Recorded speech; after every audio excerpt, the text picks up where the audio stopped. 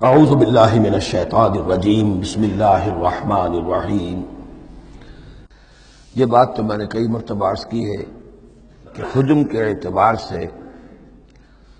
قرآن مجید کا 2/3 یا 2/3 حصہ مکی صورتوں پر مشتمل ہے، اور لگ بھگ 1/3 ہے کہ جو مدنیات پر مشتمل ہے۔ البتہ قرآن حکیم میں مکی اور مدنی صورتوں کے جو 7 گروپ ہیں، ان میں سے چونکہ پہلے گروپ کی مکی صورت سورہ فاتحہ ہے، حجم کے اعتبار سے بہت ہی چھوٹی، کل 7 آیات پر مشتمل، اگرچہ معنوی اعتبار سے بہت عظمت کی حامل ہے، بڑی فضیلت کی حامل ہے، تاہم یہ کہ وہ سورہ مبارکہ ایسی ہے کہ وہ مکی مدنی کی تقسیم سے بھی اعلیٰ ہے، ارفع ہے، بلندتر ہے۔ اس حوالے سے اگر دیکھا جائے تو قرآن حکیم میں اس تقسیم کے اعتبار سے مکی اور مدنی صورتوں کے گروپ کے اعتبار سے مکی صورتوں کے 6 گروپ بنتے ہیں، یعنی پہلے گروپ میں نہ ہونے کے برابر۔ پہلا سائزیبل جو جوڑا ہے وہ یہ ہے جو سورہ انعام اور سورہ اعراف پر مشتمل اب ہم شروع کرنے چلے۔ بعض باتیں تو آپ جان لیجئے کہ مکی اور مدنی صورتوں کی مضامین میں جو بنیادی فرق ہے، سب سے پہلی بات یہ ہے کہ مکی صورتوں میں زیادہ تر گفتگو مشرکین عرب کے ساتھ ہے، اور مکی صورتوں کا جو اصل مضمون ہے وہ توحید ہے، توحید کا اثبات، شرک کی نفی۔ اس کے ساتھ جو دوسرے ایمانیات ہیں، ایمان بالآخرہ، ایمان بالرسالت، جو اس کے ساتھ لازمی جڑے ہوئے ہیں، تو اصل مضمون جو ہے مکی صورتوں کا وہ ایمانیات ہیں، اور اس میں زیادہ تر جو خطاب ہے وہ مشرکین عرب کی طرف ہے، جبکہ مدنی صورتوں میں زیادہ تر خطاب جو ہے یا تو مسلمانوں سے بحیثیت امت مسلمہ ہے۔ مکی صورتوں میں مسلمانوں سے خطاب براہ راست بہت کم ہے، بہت کم ہے، اور ہے بھی تو بالواسطہ ہے، یعنی حضور سے خطاب کیا جاتا ہے واحد کے صیغے میں، اور گویا کہ آپ کے ذریعے سے مسلمان مخاطب ہیں۔ اصل رد و قدح جو ہے، جو گفت و شنید ہے، رد و قدح ہے، بحث و نزاع ہے، وہ سب کی سب مشرکین سے ہے، مشرکین عرب سے۔ لیکن یہ کہ جو مدنی صورتیں میں براہ راست خطاب امت مسلمہ سے ہے، اور یہ کہ اس کے ساتھ ہی اہل کتاب، جیسا کہ ہم دیکھ چکے ہیں، یہود اور نصارہ، ان کے بارے میں مفصل گفتگو ہے، ان سے خطاب ملامت کے انداز میں بھی، دعوت کے انداز میں بھی، ترغیب کے انداز میں بھی، ترغیب کے انداز میں بھی۔ پھر یہ کہ مدنی صورتوں میں منافقین سے خطاب ہے، جبکہ پورے مکی قرآن میں نفاق کا ذکر شاید کسی ایک جگہ پر آپ کو مل جائے گا، وہ بھی بہت ہی سمجھیے غیر نمایاں طور پر، اس لیے کہ مکی دور میں یہ نفاق کا مرض موجود نہیں تھا۔ اہل مکہ بڑے سخت لوگ تھے، لیکن ان میں ایک بات موجود تھی، یعنی کردار کی یہ بات ان کے اندر اچھی تھی کہ جب مانتے تھے تو پوری طرح مانتے تھے، اور نہیں مانتے تھے تو پھر ان کی مخالفت بھی بہت شدید ہوتی تھی۔ البتہ پھر یہ کہ وہ مخالفت بھی کھلم کھلا ہوتی تھی، اس میں یہ کہ وہ چال بازیاں، ریشہ دوانیاں یا اور اس طریقے سے سازشیں کرنا، یہ نہیں، کھلم کھلا بات، اور جب ایک دفعہ زبان دے دی تو پھر زبان پر پورے اترتے تھے۔ جبکہ یہ جو لوگ مدینے میں آباد تھے، اوس و خزرج کے، چاہے وہ اصل عرب لوگ تھے، لیکن وہ بھی چونکہ یہودیوں کے زیر اثر رہے تھے، تو ایک بگڑی ہوئی مسلمان امت میں جو خرابیاں پیدا ہو جاتی ہیں اخلاق کی، کردار کی، وہ جو ہے ان میں یہود میں تو بتمام و کمال تھی،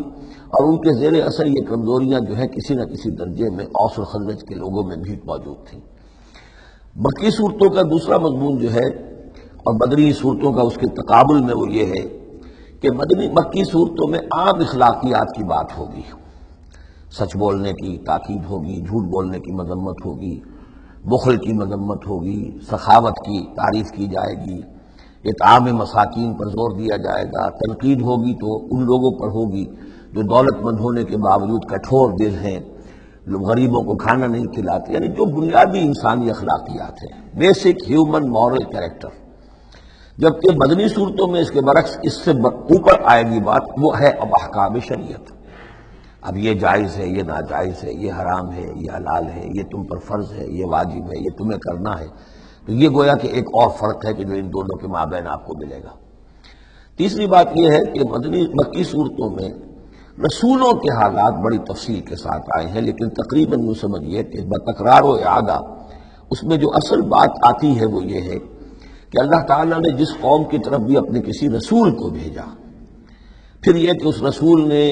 اپنی امکانی حد تک محنت کی، مشقت کی، حق کی دعوت پہنچا دی، حق کو مبرہن کر دیا، بات واضح ہو گئی، حق کا حق ہونا ثابت ہو گیا، باطل کا باطل ہونا ثابت ہو گیا، پھر بھی اگر وہ قوم اڑی رہی اور اس نے رسول کی دعوت کو نہ مانا، اس پر ایمان نہ لائی، تو پھر وہ نسیم منسیہ کر دی گئی، پھر اس کو ساتھ کوئی رعایت نہیں ہوئی، اس کو ختم کر دیا گیا، عذاب استیصال، کہ اس قوم کی جڑ کاٹ دی گئی، قطع دابر القوم الذین ظلموا، جڑ کاٹ دی گئی اس قوم کی کہ جنہوں نے ظلم اور کفر کی روش اختیار کی۔ یہ خاص مضمون ہے کہ جو مکی صورتوں کا ہے۔ تو یہ تو ہے عام مضامین کے جو ان صورتوں کے اندر آپ کو ملیں گے، جو 2/3 جو ہے حجم کے اعتبار سے۔ اب آپ دیکھیے کہ ہم تقریباً کیا بلکہ یوں سمجھیے کہ 5ویں حصے سے زائد پڑھ چکے ہیں قرآن کا، 6.25 پارے ہم پڑھ چکے ہیں، تو 1/5 سے زیادہ پڑھ چکے ہیں۔ ابھی تک کوئی مکی صورت سوائے سورہ فاتحہ کے نہیں آئی۔ یہ مضامین جو میں آپ کو گنوا رہا ہوں یہ اس لیے کہ اب پہلی مرتبہ یہ سورہ انعام میں ایک بالکل بدلی ہوئی کیفیت میں آپ اپنے آپ کو پائیں گے۔ جو میں نے کل کہا تھا کہ ابھی تک ہم مدنی جنت میں تھے، اب مکی جنت میں اب ہمارا داخلہ ہو رہا ہے۔ تو اس میں ان 6 گروپوں کے اندر جو میں نے بتایا ہے ایک اور فرق بھی ہے کہ 2 گروپ ملا کر جو آخری 2 گروپ کی صورتیں ہیں ان میں زیادہ زور جو ہے ایمانیات میں سے آخرت پر ہے، بعث بعد الموت، حساب کتاب، جزا و سزا، جہنم اور جنت۔ درمیانی 2 گروپ کی مکی صورتوں میں زیادہ زور توحید پر ہے، اور یہ جو پہلے 2 گروپ ہیں جن میں 2 صورتیں تو یہ شامل ہیں جو سورہ انعام اور اعراف ہیں، اور پھر 14 صورتیں ہیں مسلسل سورہ یونس سے لے کر سورہ مومنون تک۔